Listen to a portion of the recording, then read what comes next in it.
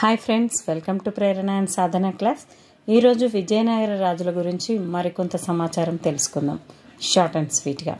అంతకంటే ముందు ఒక మోటివేషన్ ఫ్రెండ్స్, అదేంటంటే కొవ్వొత్తి క్యాండిల్ ముట్టించుకున్నప్పుడు మనకు చాలా వెలుతురు వస్తుంది, కానీ అది కరిగిపోతూ ఉంటుంది. ఆ కరిగిపోయే కొవ్వొత్తి నుంచి మనమేం నేర్చుకుంటున్నామంటే, మనం ఈ రోజున శ్రమిస్తూ మన యొక్క విలువైన సమయాన్ని చదువుకు కేటాయిస్తున్నాం.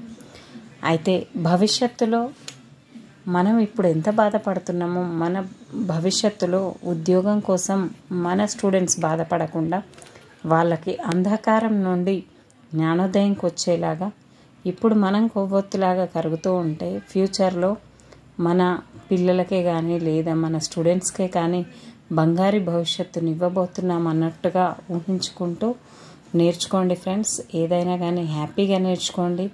ఖచ్చితంగా మీ కుటుంబంలో అదేవిధంగా ఇతర కుటుంబాలలో కూడా మనం వెలుగులు చూడొచ్చు. Okay friends, let's start. Vijayanagara రాజులు. ఢిల్లీ సుల్తానులు వరంగల్ను జయించడంతో కాకతీయ సామ్రాజ్యం అస్తమించింది. ఏ సంవత్సరంలోనే కామెంట్ రూపంలో పెట్టండి ఫ్రెండ్స్. ఢిల్లీ సుల్తాన్లు వరంగల్ను జయించడంతో కాకతీయ సామ్రాజ్యం అస్తమించింది. అనంతరం ఔత్సాహిక యోధులైన నాయకులు విజయనగర సామ్రాజ్యాన్ని స్థాపించారు. దీనినే కర్ణాటక సామ్రాజ్యం అంటారు. ఎందుకంటే ఇది కర్ణాటక పరివాహిక ప్రాంతంలో ఉంది కాబట్టి దీన్ని కర్ణాటక సామ్రాజ్యం అని కూడా అంటారు. మరి విజయనగరం అంటే విజయాల నగరం అని అర్థం. కర్ణాటకలో తుంగభద్ర నది ఒడ్డున విజయనగరాన్ని నిర్మించారు. క్రీస్తు శకము 1336లో విద్యారణ్య స్వామి ఆశీస్సులతో హరిహరరాయలు బుక్కరాయలు విజయనగర సామ్రాజ్య స్థాపన చేశారు. విజయనగర సామ్రాజ్యం సుమారు 300 సంవత్సరాలు వర్ధిల్లింది. అయితే దీన్ని 4 గొప్ప రాజవంశాలు పరిపాలించడం జరిగింది. సంగమ, సాలువ, తులువ, అరవీటి వంశం. విజయనగర రాజులలో కొందరు కన్నడ భాష మాట్లాడేవాళ్ళు. ఎందుకని? కర్ణాటక కాబట్టి కొందరు కన్నడ భాష మాట్లాడేవాళ్ళు. తెలుగు భాషకు సముచిత ప్రాధాన్యతనిచ్చిన వారు శ్రీకృష్ణదేవరాయలు. ఈయన తెలుగు లెస్స అనుకుంటున్నాడు. నెక్స్ట్, విజయనగర రాజులలో ముఖ్యులు మరి హెచ్డి స్కావ్ అని గుర్తుపెట్టుకోండి. ఫస్ట్ అక్షరాలు మొత్తం హెచ్. హరిహరరాయలు 1336 నుంచి 1357.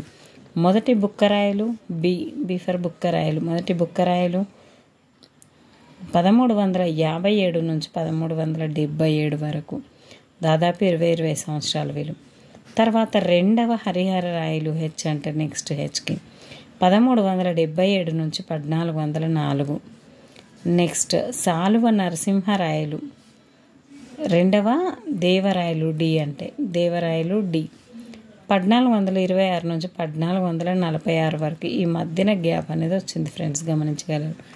నెక్స్ట్ సాలువ నరసింహరాయలు 1486 నుంచి 1491. ఇక్కడ కూడా గ్యాప్ రావడం జరిగింది. నెక్స్ట్ వచ్చింది శ్రీకృష్ణదేవరాయలు 1509 నుంచి 1529. వీళ్ళు కూడా 20 సంవత్సరాలు ఇతను. అచ్యుతరాయలు 1529 నుంచి 1542 వరకు. అలియా రామరాయలు 1543 నుంచి 1565. అంటే ఇక్కడ తల్లికోట యుద్ధం అనేది జరిగింది. అలియా రామరాయలు తల్లి ఆలి, ఈ విధంగా గుర్తుపెట్టుకోండి. తల్లి ముఖ్యమా ఆలియానా అని అడుగుతారుగా, ఆలి అంటే భార్య, ఆలియానా అని గుర్తుపెట్టుకోండి. వెంకటపతిరాయలు 1585 నుండి 1614. ఇతని చివరి వాడున్నాడు. ఓకే, బహమనీ రాజ్యాలు హెచ్బి స్కావ్ ఫ్రెండ్స్, హెచ్డి స్కావ్. ఓకే, మరి ఇక్కడ కూడా అచ్యుతన అలియనా గుర్తుపెట్టుకోవడానికి మనకు ఇంగ్లీష్ అక్షరాలు సి ఫస్ట్ వస్తుంది, అచ్యుతాలు తర్వాత ఎల్ వస్తుంది కాబట్టి తర్వాత అలియానే ఫస్ట్, అచ్యుత అని గుర్తుపెట్టుకోండి. నెక్స్ట్ బహమనీ రాజ్యాలు మరి తుంగభద్ర నదికి ఉత్తరంగా కొత్తగా వెలసిన రాజ్యాలు. ఇది మహా సామ్రాజ్యం. ముఖ్య పట్టణం గుల్బర్గా. క్రీస్తు శకము 1489 నుంచి 1520 కాలంలో బహమనీ రాజ్యాలు 5 చిన్న రాజ్యాలుగా విడిపోయింది. వీటిలో పెద్ద రాజ్యాలు బీజాపూర్, గోల్కొండ. మిగిలినవి ఏంటంటే బీదర్, బీరార్, బీజాపూర్. బీదర్, బీరార్, అహ్మద్నగర్. ఈ విధంగా 5 ఉన్నాయి ఫ్రెండ్స్ ఇక్కడ.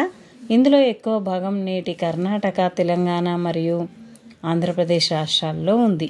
ఈ రాజ్యాలను ఇరాన్, అరేబియా నుంచి వచ్చిన సుల్తాన్లు, యోధులు పరిపాలించారు.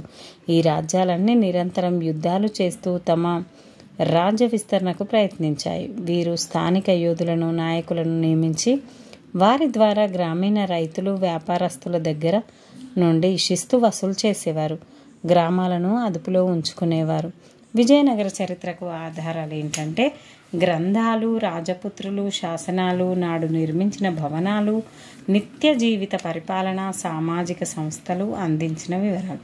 మరి నికోలో కాంటి ఇతను మొదట సందర్శించాడు 1420లో ఇటలీ. ఇతను నికోలో లా వచ్చింది, ఇటలీ లా వచ్చింది. ఆ తర్వాత అబ్దుల్ రజాక్ పర్షియన్ ఇతను 1443లో. నెక్స్ట్ డొమింగో ఫేజ్ 1520 పోర్చుగీస్ అతను. డొమింగో ఫేజ్ శ్రీకృష్ణదేవరాయల టైంలో. లాస్ట్ వచ్చింది న్యూనిజ్ 1537లో పోర్చుగీస్ అతను. ఇక్కడ మనకి పోర్చుగీస్ 1537 అంటే అచ్యుతరాయల, న్యూనిజ్ అచ్యుత. ఈ విధంగా 3 అక్షరాలే గుర్తుపెట్టుకోండి ఫ్రెండ్స్. నెక్స్ట్ విజయనగర పట్టణం. విజయనగర పట్టణాన్ని తుంగభద్రా నది ఒడ్డున నిర్మించారు. ఇక్కడ ప్రాచీన విరూపాక్ష, పంపాదేవి ఆలయాలు కలిసి ఉంటాయి. అయితే అబ్దుల్ రజాక్ ప్రకారం విజయనగరం 7 వలయాలతో ఏర్పడి కోటగోడలు కలిగి ఉంది. అందులో కొన్ని కోటల నిర్మాణాన్ని పురావస్తు శాస్త్రవేత్తలు కనుగొన్నారు. అయితే పోర్చుగీసు సందర్శకుడు పేజ్ ప్రకారం ఇలా ఉందని చెప్పాడు. రాజులు దుర్భేద్యమైన కోటగోడలు, గోపురాలతో నగరాన్ని నిర్మించుకున్నట్లు తెలిపాడు. ఇలాంటి పటిష్టమైన గోడలు ఎక్కడా లేవని వివరించాడు. అందమైన భవనాలను కోట లోపల వరుసగా నిర్మించారు. విశాలమైన వీధులలో, అందమైన భవనాలలో ముత్యాలు, వజ్రాలు వ్యాపారం జరిగేది. ప్రపంచంలోని అన్ని రకాల వస్త్రాలు అమ్మేవాళ్ళు. సాయంత్రం పూట గుర్రాలు, కూరగాయలు, పండ్లు, కలప వస్తువులతో సంత జరిగేది. ఈ విధంగా చాలా అందంగా తులతూగుతూ ఉండేది విజయనగర సామ్రాజ్యం. పురావస్తు శాస్త్రవేత్తల ప్రకారం నగరం 4 భాగాలుగా విభజించబడింది. మొదటి భాగంలో గుట్టలపైన ఆలయాలు నిర్మించారు. రెండవ భాగంలో పంట భూములు, కాలువలు ఉన్నాయి. మూడవ భాగంలో అంతఃపుర భవనాలు, రాజభవనాలు, ముఖ్య నాయకుల నివాసాలు ఉన్నాయి. ఆ తర్వాత 4వ భాగంలో సామాన్య ప్రజలు నివసించేవారు. ఈ విధంగా ఇక్కడ చూడొచ్చు ఫ్రెండ్స్. నెక్స్ట్ సైన్యం, సైనిక అధికారులు. విజయనగర రాజులు సైనిక శక్తిని బలోపేతం చేయుటకు పెద్ద మొత్తం ఖర్చు చేశారు. అరేబియా, ఇరాన్ దేశాల నుండి మేలీ రకం గుర్రాలను ఎక్కడెక్కడి నుంచి? అరేబియా మరియు ఇరాన్ పశ్చిమ తీరంలోని ఓడల ద్వారా దిగుమతి చేసుకున్నారు. సైనికులను నియమించుకున్నారు. కోట గోడలను పటిష్టవంతంగా నిర్మించారు. రెండవ దేవరాయలు ముస్లిం పోరాట యోధులను నియమించి వారికి నూతన యుద్ధ తంత్రాలు నిర్మించి, చాలా ఇంపార్టెంట్ ఇక్కడ ముస్లిమ్స్ ఉన్నారు కాబట్టి రెండవ దేవరాయల టైంలో ఇదిన దేవుడు కాబట్టి అట్లా గుర్తుపెట్టుకోండి. వారికి సైనిక శిబిరంలో మసీదులు కూడా నిర్మించాడు. ఆ రోజుల్లోనే తుపాకులు, ఫిరంగులు ప్రవేశపెట్టబడినవి రెండవ దేవరాయల టైంలో. భారతదేశంలోని ఆధునిక అశ్వదళం, సైనిక దళాల వలన విజయనగర సామ్రాజ్యం సైన్యం అత్యంత శక్తివంతమైన సైన్యాల్లో ఒకటిగా నిలిచింది. ఈ రోజుల్లో వేగవంతంగా కదలడానికి అశ్వక దళం ఉపయోగించారు. నిదానంగా కదులుతూ శత్రు శిబిరాలను దాడులు చేయడంలో శక్తివంతమైనవి ఏనుగులు. ఈ విధంగా ఏనుగులు, గుర్రాలను ఉపయోగించడం జరిగింది. సైనిక దళాల నాయకుడు అమరనాయకుడు. అయితే మనకు అక్కడెవరు? బొలి నాయకుడు అంటే వాళ్ళేమో వీళ్ళు అమరనాయకుడు, వాళ్ళు నాయంకర వ్యవస్థ. ఇక్కడ ఉన్నదే అమరనాయకర వ్యవస్థ. నాయంకర వ్యవస్థనేమో కాకతీయుల కాలంలో, అమరనాయంకర వ్యవస్థనేమో విజయనగర కాలంలో. నెక్స్ట్ డొమింగో ఫేజ్ ప్రకారం పోర్చుగీసు యాత్రికుడు ఇతను. డొమింగో ఫేజ్ పో శ్రీకృష్ణదేవరాయల కాలంలో విజయనగరాన్ని సందర్శించాడు. ఇతని ప్రకారం రాజు వద్ద గల లక్షల కొద్ది బలమైన సైన్యంలో 35,000 అశ్వదళము ఏ సమయంలోనైనా ఎక్కడైనా యుద్ధం చేయడానికి సిద్ధంగా ఉండేవారు. అందువల్ల ఆయన అంటే ఇతర రాజులకు భయం. ప్రభుత్వ వర్గం నుండే సైనిక దళ అధికారులను నియమించేవారు. వారికి రాజ్యంలోని పట్టణాల మీద, నగరాల మీద, గ్రామాల మీద విస్తృతమైన అధికారం ఉండేది. వారిలో కొందరు లక్షల కొద్దీ బంగారం నాణేలు పన్నులుగా వసూలు చేసుకునేవారు. మరికొందరు 200, 300, 500, 1000 చొప్పున నాణాలను వసూలు చేసుకునేవారు. సైనిక దళాధిపతి నిర్వహించే సైన్యం ఆధారంగా పదాతి అదేవిధంగా అశ్వదళ, గజ, బంగారు నాణాల వసూళ్లను రాజు నిర్ణయించేవాడు. ఇటువంటి సొమ్మును నాయకుడు పదాతి దళాలు, గుర్రాలు, ఏనుగుల పోషణ కోసం ఖర్చు పెట్టేవారు. ఏ సమయంలోనన్నా వీటిని యుద్ధానికి సిద్ధంగా నిలిపేవారు. ఈ విధంగా ఇదే కాకుండా రాజుకు వచ్చిన వార్షిక చెల్లింపులు కూడా, బహుమానాలు కూడా సమర్పించుకునేవారు. దళాధిపతులు నాయకుల సైన్యంతో పాటు రాజుకు కొంత సైన్యం తోడుండేది. వీరికి రాజే జీతభత్యాలు చెల్లించేవారు. అయితే సైనిక దళాధిపతులను నాయకులుగా కూడా నియమించేవారు. వీరినే అమర నాయకులుగా పిలిచారు విజయనగర సామ్రాజ్యం టైంలో. మరి అమర నాయకుల బాధ్యతలు, విధులు. వీరికి అమరం పైన ఆదాయం వసూలు చేసే బాధ్యతలు అప్పగించేవారు. అమరం అంటే నిర్ణీత ప్రాంతంపై రెవెన్యూ శిస్తు వసూలు చేసే అధికారం. అంటే వీరికి ఇచ్చిన గ్రామాలు, పట్టణాల నుండి రెవెన్యూ వసూలు ఉపయోగించుకునే అధికారం ఉంటుంది. అంటే వీరికి అంతేకాకుండా ఆదాయంతో సైనిక దళాలను పోషించే బాధ్యత కూడా వీరికి ఉండేది. వీరి ఆర్థిక ప్రాంతాలపై పరిపాలన, న్యాయపరమైన అధికారాలను కలిగి ఉండేవారు. నేరస్తులను చట్టబద్ధమైన కఠిన శిక్షలు అమలు చేసే అధికారం కూడా ఉండేది. అయితే ఇది నాటి ఢిల్లీ సుల్తాన్ల పరిపాలనకు దగ్గరగా ఉండేది. వారు కూడా ఇక్తాల అధికారులపైన అమీర్లను రెవెన్యూ వసూలు చేసుకునే అధికారం కల్పించారు. ఇక్కడ అమీర్లు, ఇక్తాలకు చాలామంది అమరనాయకులు తెలుగు వీరులే. వీరు సొంత గ్రామాల నుండి, తమ బంధువుల నుండి సైనికులను నియమించుకొని శిక్షణ ఇచ్చేవారు. ఈ సైనికులు రాజు కంటే నాయకులకే విధేయులై ఉండేవారు. శక్తివంతమైన నాయకులైన సాలువ నరసింహం లేదా నరసనాయకుడు విశాల భూభాగంపై అధికారాన్ని పొంది కొన్ని సందర్భాలలో విజయనగర రాజులకు సవాలుగా నిలిచేవాడు. ఒకవేళ రాజు చనిపోతే రాజ్యాన్ని శక్తివంతమైన నాయకులు తమ చేతుల్లోకి తీసుకొని తమను తాము రాజుగా ప్రకటించుకునేవారు. శిస్తు వసూలు. చోళుల కాలంలో భూమి శిస్తును మండళ్ల ద్వారా వసూలు చేసేవారు. విజయనగర రాజుల కాలంలో భూమి శిస్తును అమరనాయకుల ద్వారా వసూలు చేసేవారు. శ్రీకృష్ణదేవరాయలు క్రీస్తుశకం 1509 నుంచి 1529 వరకు పరిపాలించాడు. అయితే బహ్మనీ సుల్తాన్లు గజపతులకు ఒడిషా అన్నట్టు గజపతులు వ్యతిరేకంగా విజయనగర సైన్యాన్ని విజయవంతంగా నడిపించిన గొప్ప యోధుడు. ఇతనికి వ్యతిరేకంగా తిరుగుబాటు చేసిన కర్ణాటక, ఆంధ్ర, తమిళనాడు ప్రాంతాల్లోని నాయకులను అణిచివేసి సామ్రాజ్యంపై ఆధిపత్యం సంపాదించాడు. దక్షిణ ప్రాంతం, కృష్ణానది తూర్పు తీర ఓడరేవులపై నియంత్రణ సాధించాడు.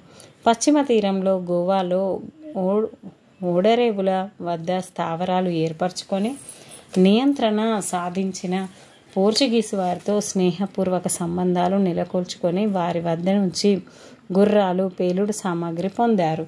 తన సైన్యంలో పోర్చుగీసు దళాలను చేర్చుకొని వారితో దళాలను ఏర్పాటు చేశాడు. అయితే ప్రతి సంవత్సరం విజయదశమి నాడు పెద్ద ఎత్తున పండగ జరిపి సైనిక దళ ప్రదర్శన నిర్వహించి సైనిక కవాతుతో ముగించేవారు. విజయదశమి రోజున అమరనాయకులు, ప్రముఖులు చక్రవర్తికి కానుకలు కప్పం చెల్లించేవారు. శ్రీకృష్ణదేవరాయలు తమ సామ్రాజ్యంలో గల దేవాలయాన్ని ప్రత్యేక శ్రద్ధ వహించేవాడు.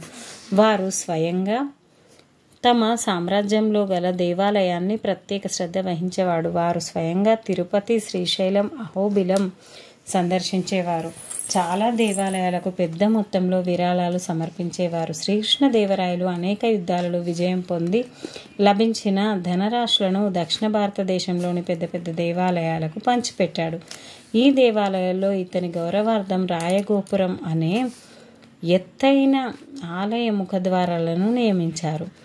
విజయనగర పట్టణాలలో కూడా కొన్ని సుందర దేవాలయాలను నిర్మించాడు. శ్రీకృష్ణదేవరాయలు స్వయంగా తెలుగు సాహిత్యంలో కవి.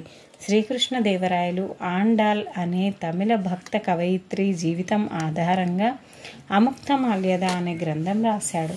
శ్రీకృష్ణదేవరాయనిక ఆస్థానంలో అష్టదిగ్గజాలు: అలసాని పెద్దన, మనుచరిత్ర, ఆంధ్ర పితామహుడు, నంది తిమ్మన, ముక్కు తిమ్మన అని కూడా అంటారు. ఈయననే పారిజాతాపరణం రాశాడు. నెక్స్ట్ దూర్జటి, దూరం కాలమీదంగా గురి, శ్రీకాళహస్తీశ్వర మహత్యం, తెనాలి రామకృష్ణుడు వికట కవి ఇతను.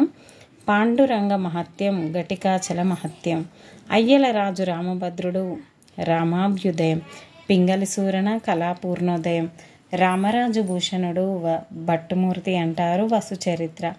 మాదయ్య గారి మల్లన రాజశేఖర చరిత్ర రాయడం జరిగింది. ఒక్కసారి చూడండి, 8 మంది అష్టదిగ్గజ కవులు: అల్లసాని పెద్దన, నంది తిమ్మన, దూర్జటి, తెనాలి రామకృష్ణుడు, అయ్యలరాజు రామభద్రుడు, పింగళి సూరణ, రామరాజు భూషణుడు, మాదయ్య గారి మల్లన. ఈ విధంగా విజయనగర రాజుల పతనం ఏ విధంగా ఉంది అంటే, శ్రీకృష్ణదేవరాయలు వారసులైన అచ్యుత దేవరాయ, అలియ రామరాయల కాలంలో విజయనగర రాజుల ప్రాబల్యం మరింతగా పెరిగింది. వీరు బహుమని సుల్తాన్ల రాజ్య వ్యవహారాలలో జోక్యం చేసుకున్నారు.